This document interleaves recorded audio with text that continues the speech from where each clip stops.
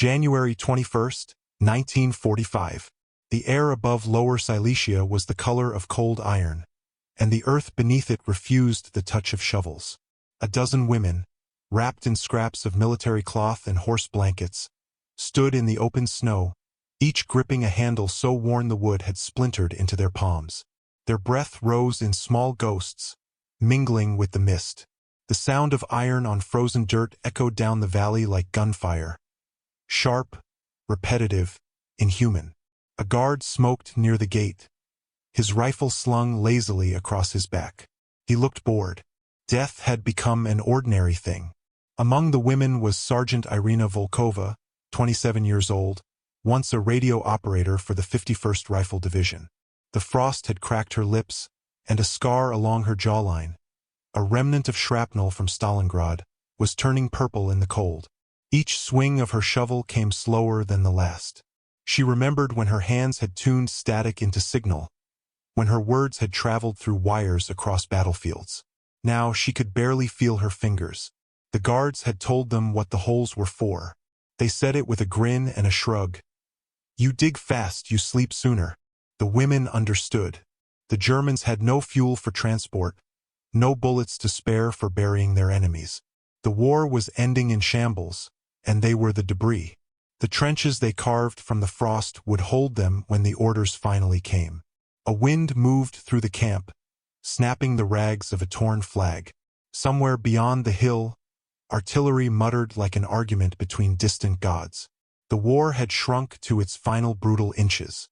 What had once been empire against empire was now frostbite against flesh, hunger against memory. Irina's shovel struck a buried root and jarred her whole body. She stumbled, dropping to her knees. The guard laughed, exhaling smoke. "Strong Soviet woman," he said in German. "Dig harder." She didn't answer. The words wouldn't form anymore.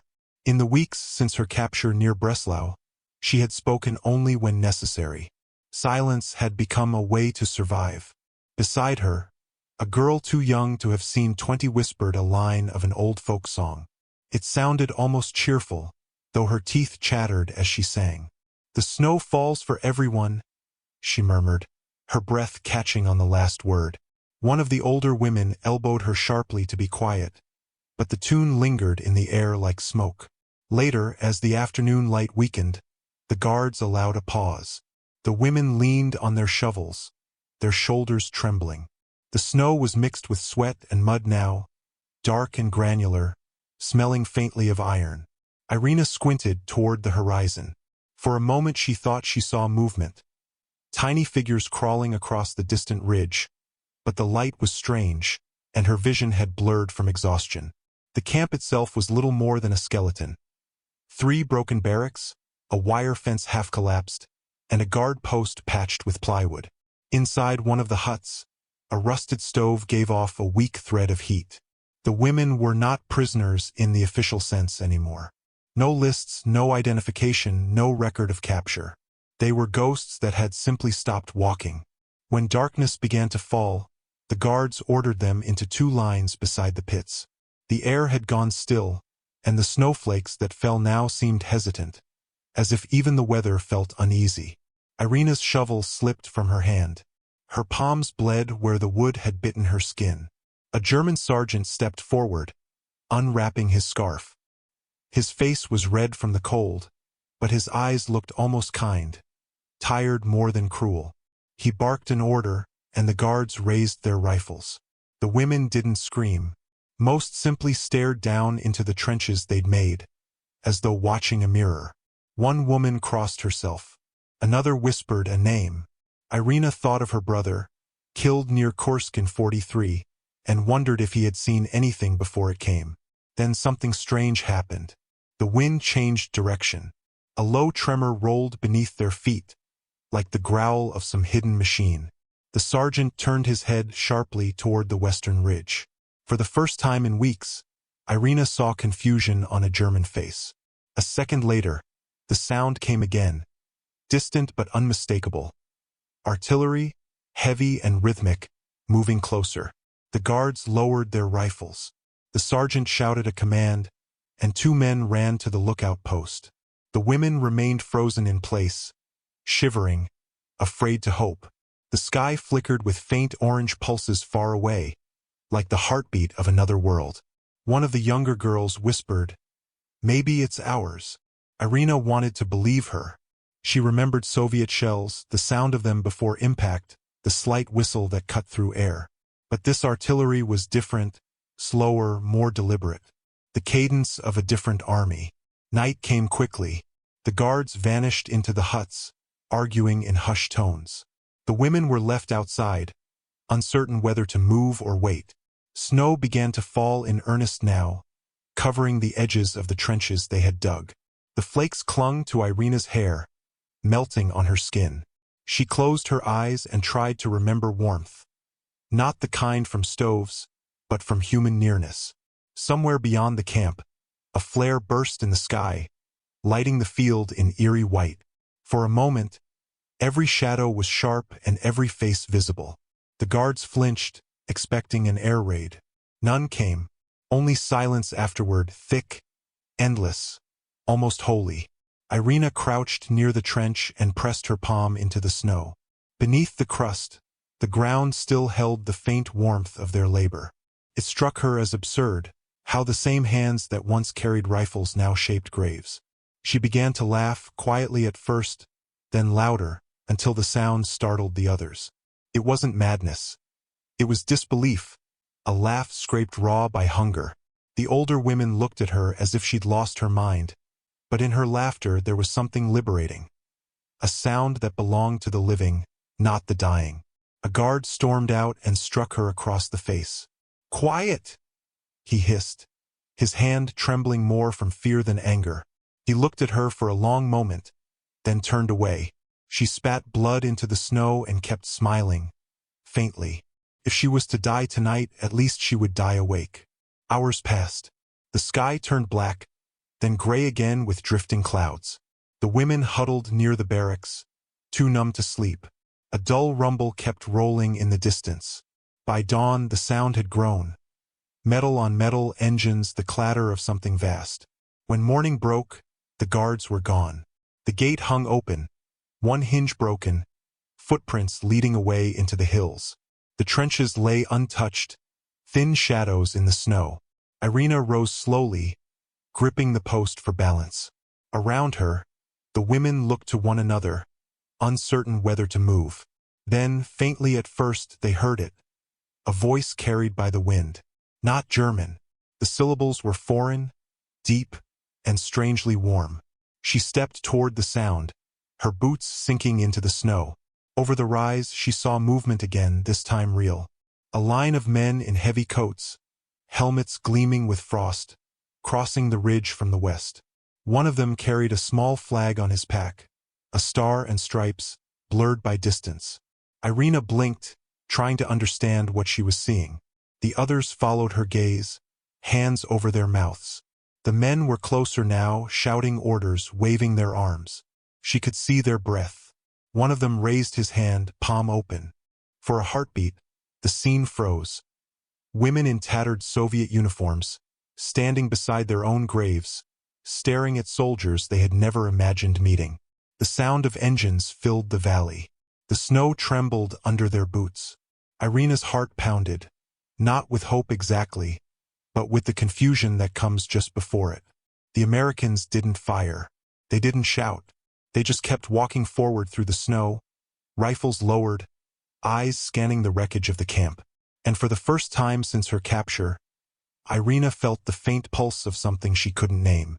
It wasn't safety, not yet, but it was something that had been missing for a long time, something like possibility.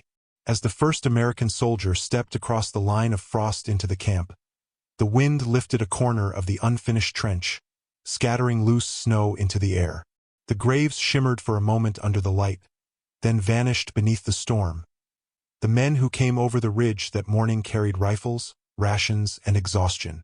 Snow clung to their boots like stubborn ghosts. Among them walked a man who didn't carry a weapon at all. A small-frame chaplain named Henry L. Matthews, 34, a Methodist minister from Ohio who had volunteered to serve with the 95th Infantry Division. He kept a small wooden cross tucked in the side pocket of his pack, along with a half-frozen chocolate bar and a torn copy of the Gospel of John. The others called him Padre, though he preferred Henry. He never liked titles. They built distance, and he had come here to close it. When he first saw the camp, it didn't look like a place where people could still exist. Smoke rose from what had once been barracks, curling lazily into a sky the color of tin. The air smelled faintly of decay and engine oil. At the center of the clearing stood a group of women, thin, unmoving, wrapped in rags. Matthews stopped mid-step, one gloved hand raised. "Easy," he said softly, though the wind carried the words away. Private Collins beside him muttered, "Jesus, they're just girls." Matthews didn't answer. He moved forward slowly, his breath a steady rhythm, boots crunching against the crust of snow. A guard post leaned sideways, its flag gone. The gates were open, swinging slightly. Every sound, the rustle of cloth, the click of a gun bolt, seemed too loud in that silence. The women didn't run. They didn't even flinch. Their eyes followed the soldiers as if watching a strange dream. Matthews stopped a few feet away and took off his helmet. His hair was damp with frost, his face pale from the march. "It's all right," he said quietly, though he knew they couldn't understand. He extended a hand. None of them moved. Then one woman stepped forward.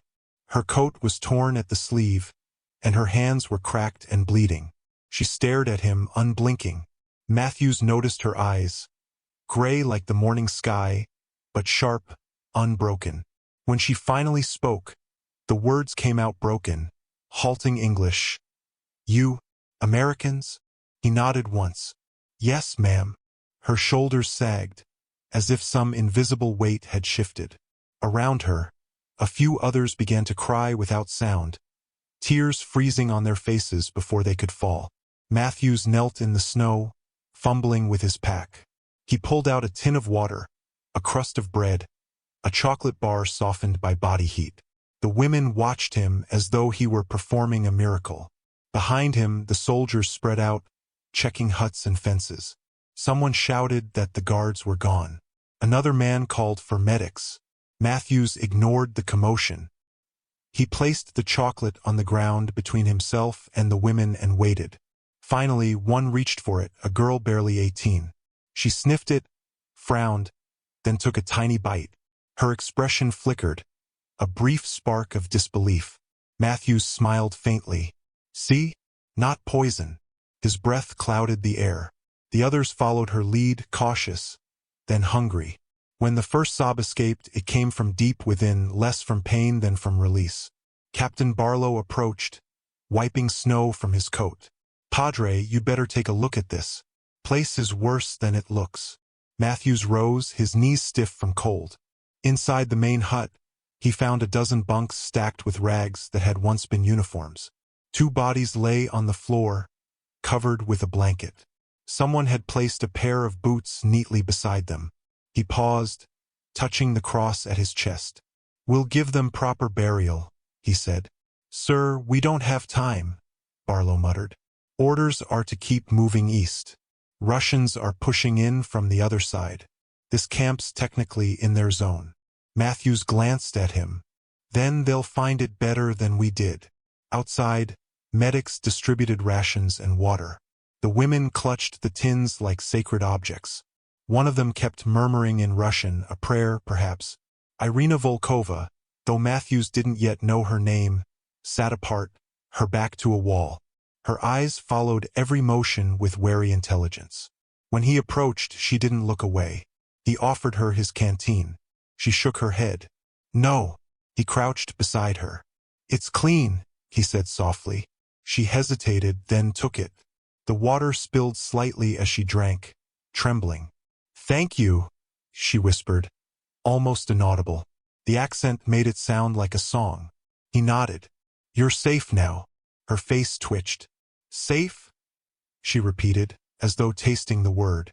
Then she smiled, tired, bitter. "No one's safe." The phrase stayed with him long after.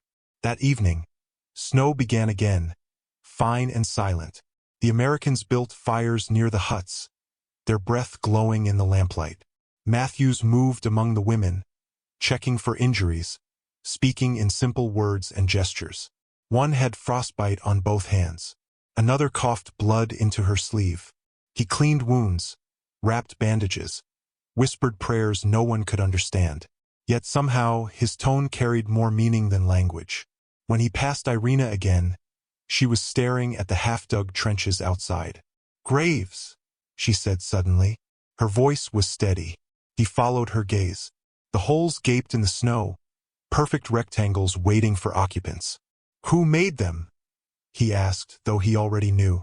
"We." Her jaw tightened. "For us."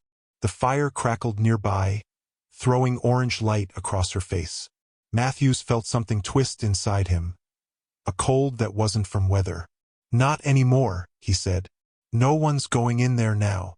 For a moment, she studied him, as if trying to measure whether faith could outweigh fact. Then she turned away.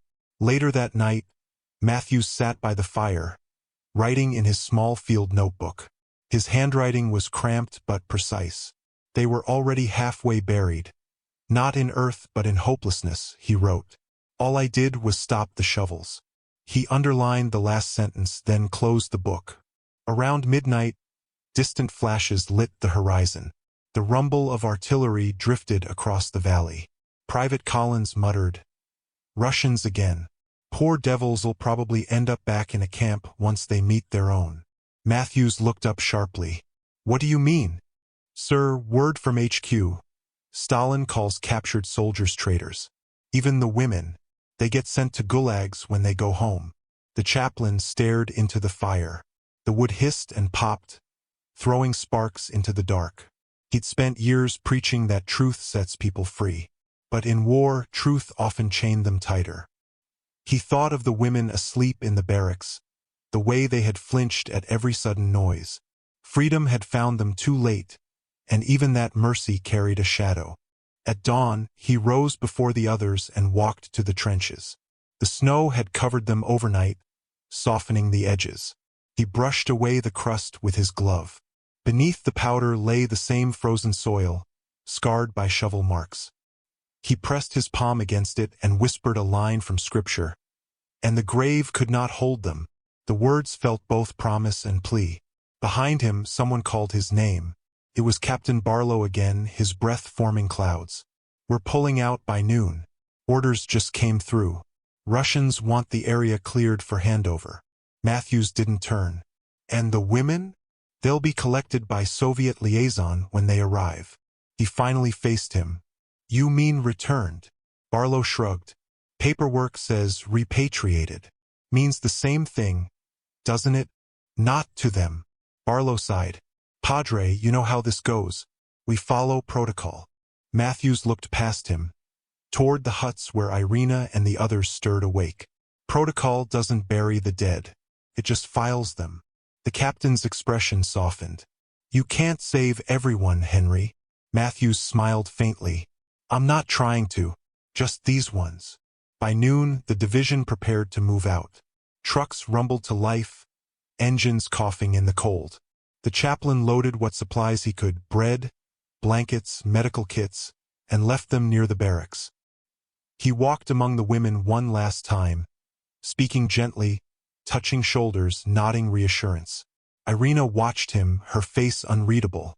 When the convoy started to roll, Matthews lingered behind, unable to mount his jeep. He felt something unfinished binding him to this place. He looked back once more. The women stood in the snow, clutching food, wrapped in blankets that bore foreign flags. They looked like figures carved from frost, both fragile and unyielding. Then, as the engines roared and the convoy began to pull away, a sound reached him, soft, almost fragile.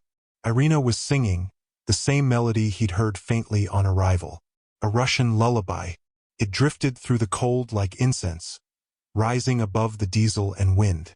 He stood there, listening until it faded into the distance. Something inside him shifted, quiet but irreversible. He had come as a preacher among soldiers, but he was leaving as a witness to something far older than doctrine, the stubbornness of mercy in a place that had forgotten it. And as the road bent away from the camp, a thought pressed against his chest with unbearable clarity. If orders demanded silence, then conscience would have to speak. The next time they told him to leave people behind, he would not. The convoy had already vanished beyond the ridge when the sound of engines faded into wind. Only the chaplain remained. Snow crept along the empty road like a tide reclaiming its shore. Matthews stood in the stillness, coat collar turned up, eyes fixed on the ghostly outline of the camp. He told himself he'd just stay until sunset, to ensure no one froze, to make sure no stray soldier came back. But he already knew he wouldn't leave. Orders had clarity. Conscience never did. The women were wary of him at first. He wasn't German, and that was enough to confuse them. They watched him from doorways as he carried wood to the stove, patched the leaking roof, and melted snow in a pot for water. He spoke softly, sometimes to them, sometimes to himself. "One night," he murmured, "and then we'll see." But one night became two. The storm returned, heavy and merciless, sealing the roads and trapping them together in a fragile circle of warmth. Inside the barracks, the air smelled of smoke and rust. The women sat close to the fire, hands extended toward the small blaze that hissed in the cracked stove. Irina sat apart, sewing a strip of cloth torn from an American blanket into a makeshift glove. When Matthews entered, shaking snow from his shoulders, she looked up briefly but said nothing. He set a pot of broth on the fire. "You'll need to eat something hot," he said, though he wasn't sure she understood. She gave a small nod, more courtesy than agreement. He waited, watching the steam rise between them. Her face in the glow looked carved from exhaustion, yet her eyes stayed clear, defiant. That night, he dreamt of his parish in Ohio, of wooden pews, sunlight through stained glass, and the quiet certainty that good and evil had borders. He woke to the sound of coughing and the bitter smell of wet boots drying by the fire. The war had burned away those borders. Here, every line blurred. By morning, the snow had stopped.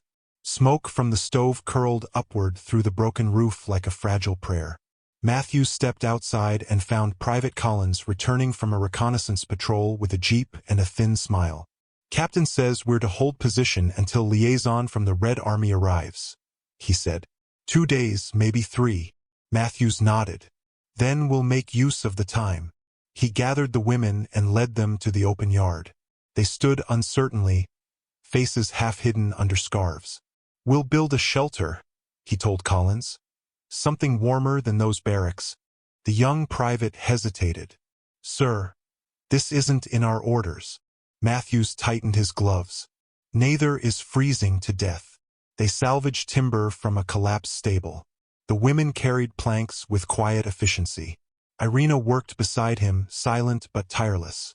Once, when the wind knocked a beam from his grip, she caught it with both hands. Their eyes met, and for a brief moment he saw not a prisoner, not an enemy, but a soldier like himself, driven by duty, shaped by loss. As the day wore on, laughter began to slip through the work like sunlight through cracks. Collins taught one of the younger women to whistle. She failed miserably and threw snow at him. Even Irina's mouth twitched in the faintest smile. Matthews felt something lift in his chest. The sound of hammers and shovels replaced the silence of fear.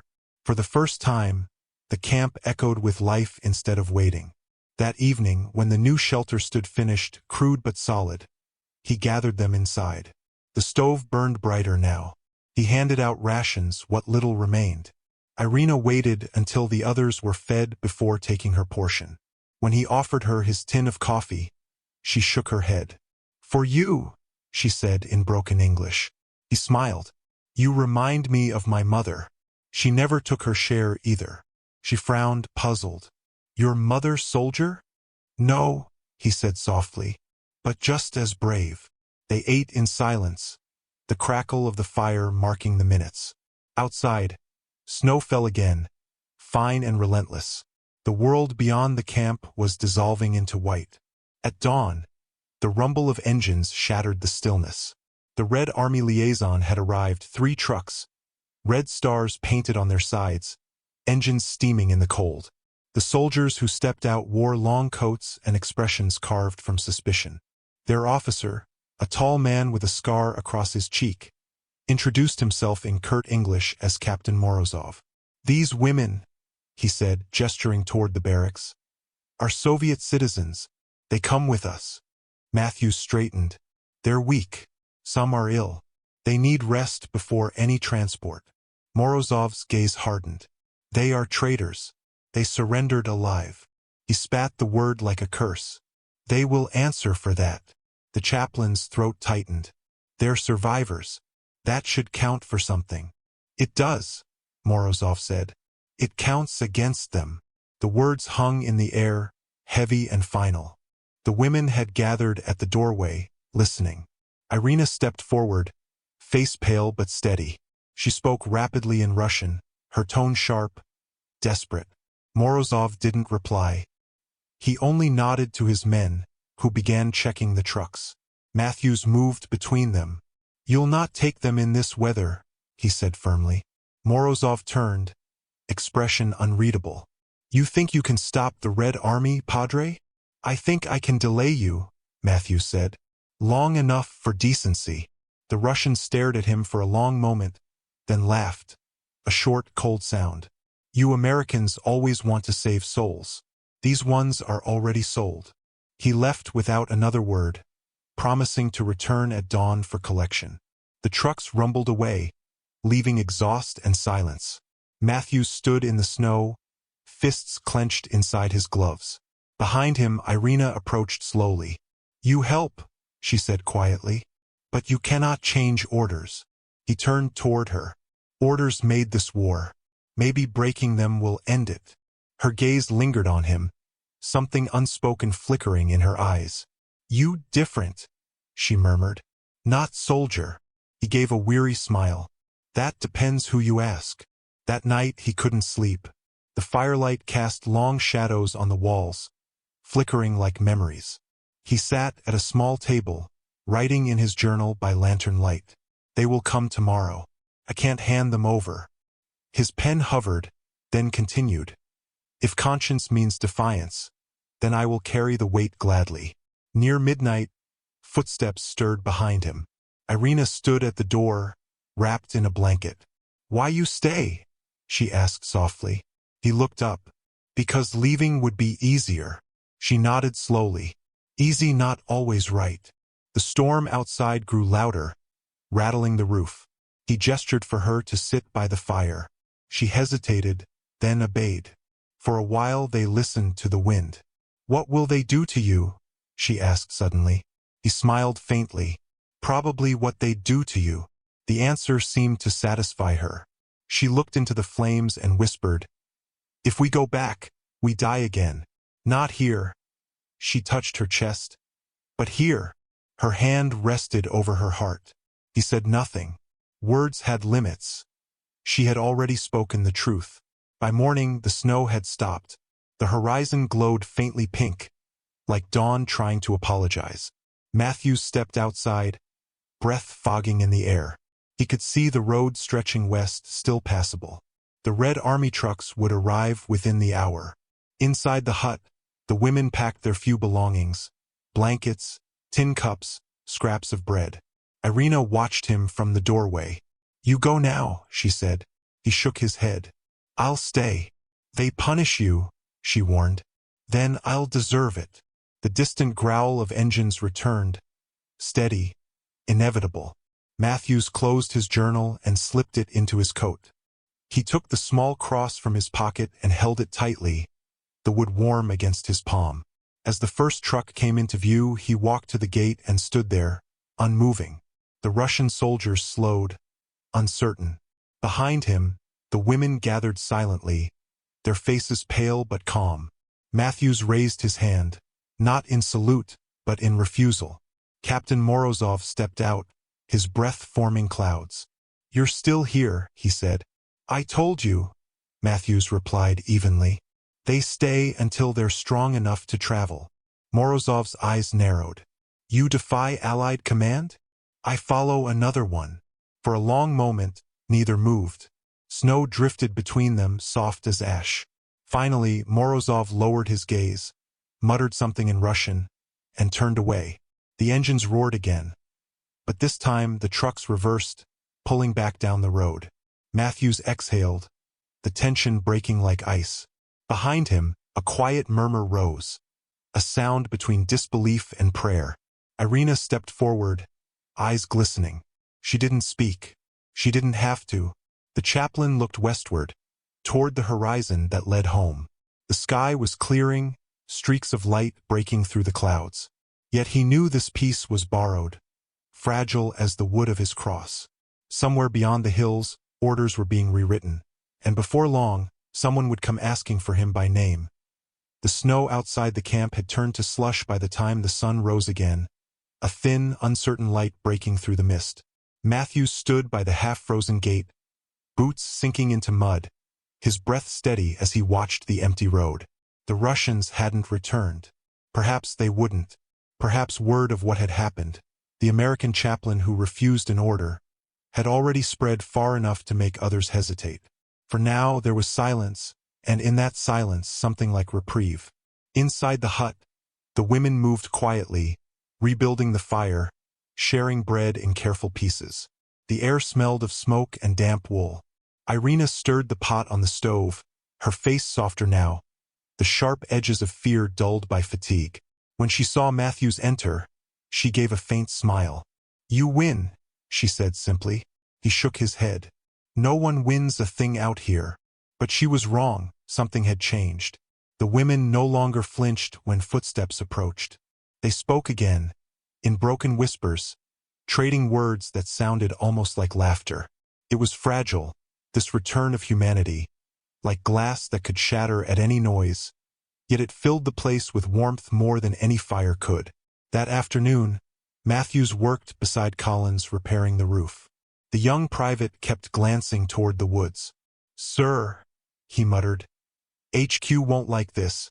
When they find out." "They'll find out soon enough," Matthews said. He hammered a nail, the sound ringing through the cold air. "Until then, we keep them alive."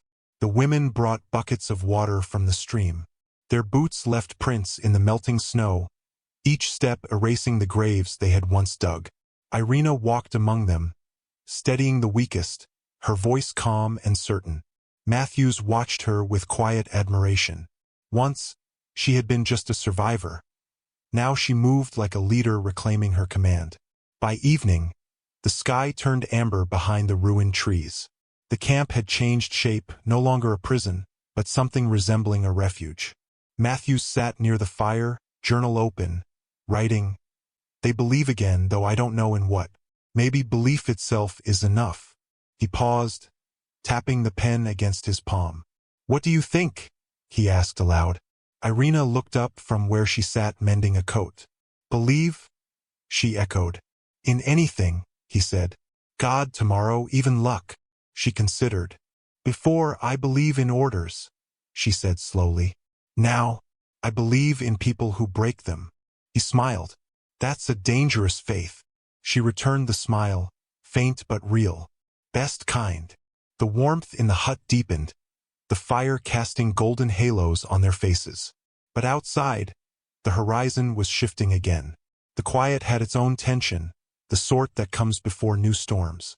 Late that night, Matthews heard the distant grind of engines. Different this time, heavier, deliberate. Not Russian, American. By dawn, the camp was surrounded by trucks bearing the white star of the U.S. Army. A major stepped out, tall, crisp uniform beneath a coat dusted with snow. "Chaplain Matthews," he said. "You're a hard man to find." Matthews met his gaze without flinching. "I wasn't hiding." The major handed him a sealed envelope. "Orders from command. You're to report back immediately. And these women," he glanced toward the huts, "they'll be transferred to Red Cross custody." Matthews felt the old chill return. "That means repatriation." The officer didn't answer. His silence said enough. Irina appeared in the doorway, her expression wary. The women behind her watched, understanding nothing but tone and posture. Matthews folded the letter in his hand, the paper crinkling. "They can't go back," he said quietly. "Not your decision, Padre," the major replied. "We all have superiors." Matthews looked past him at the convoy. Rows of soldiers who had never seen this place before, who didn't know its ghosts. He could feel the weight of the cross in his pocket, small and useless against the machinery of war. For a long moment no one moved. Then he exhaled slowly and said, "Give me 1 hour." The major hesitated, then nodded. 1 hour. Then we move. Matthews turned to Irina. Her hands were trembling slightly, but her eyes held steady. "They'll take you west," he said. "To safety, they'll say." She shook her head. "Safety has many names." He looked at her, this woman who had been prisoner, soldier, and now something more. "If you have a chance to disappear, take it," he said. Her lips parted in surprise, then closed again. "And you?" He smiled faintly. "Someone has to tell them I didn't see you." An hour later, when the trucks lined up and the officers called roll, 2 of the women were missing. Then 4. Then 7. The major's voice grew sharp, but the woods gave no answer. Matthews stood near the fire, hands behind his back, calm as a man in prayer. When the officer demanded where they'd gone, Matthews replied, "Into the snow, same as the rest of us." He was arrested at sunset, escorted into the lead truck under a watch of uneasy silence. The remaining women cried softly as they climbed aboard, though none spoke. Irina was gone. The woods lay still, the path she'd taken already erased by the wind. As the convoy began to roll, Matthews looked once more at the camp, the smoke curling above the roof, the empty graves now filled by snow. His heart was heavy, but not hollow. In defiance, he had found a strange peace, a truth larger than obedience, that saving even a few lives was worth the ruin of a name. Hours later, as night closed in, a single flare rose in the distance, a faint green star above the trees. He saw it through the truck's rear window, blinking against the dark. For a moment he thought it was a signal, maybe a goodbye. He smiled to himself, the faintest curve of relief. The flare faded, but the light inside him didn't. The war would end soon. Reports would be written, medals awarded, names forgotten. But somewhere beyond the snow, a handful of women were walking toward freedom, carrying with them the memory of a man who refused an order, and in that refusal, gave them back their lives.